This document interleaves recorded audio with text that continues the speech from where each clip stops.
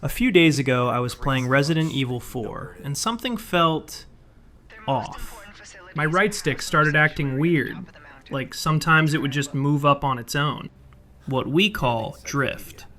You can see it here, the camera just shoots upward out of nowhere. The weird part is, it's not consistent. This time the inventory was totally fine, and the camera wasn't. But other times it was the opposite. I just couldn't catch it on video. Now, I've had controllers wear out before. Sticks getting loose, rubber falling apart. But since I'd never actually experienced drift on Xbox controllers, I wasn't really sure how to check for it. Quick note before I start, I'm not getting into fixing controllers. I already killed a DualSense trying, and using cotton swabs in there is very hit or miss. If you're on an Xbox console, there's a built-in calibration tool, so checking this is pretty straightforward.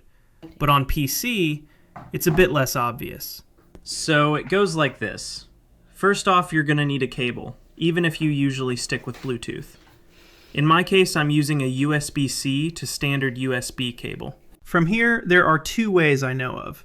I'll start with the quick online option, a site called hardwaretester.com. The test is pretty straightforward, since you can see if any of the axes are moving on their own. That said, the circles are pretty small, so it's not always easy to tell how big the dead zone actually is. Another thing you can try here is the circularity test. The right stick did show more errors, but I'm not sure how meaningful that difference really is. The second way is the Xbox Accessories app. Once you're plugged in, go to More Options and then Recalibration.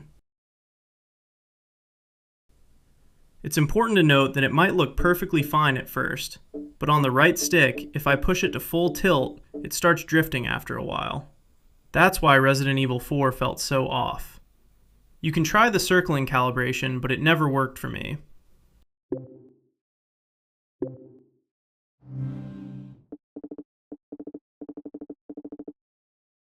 Once you know the drift is real, it's time to decide what to do.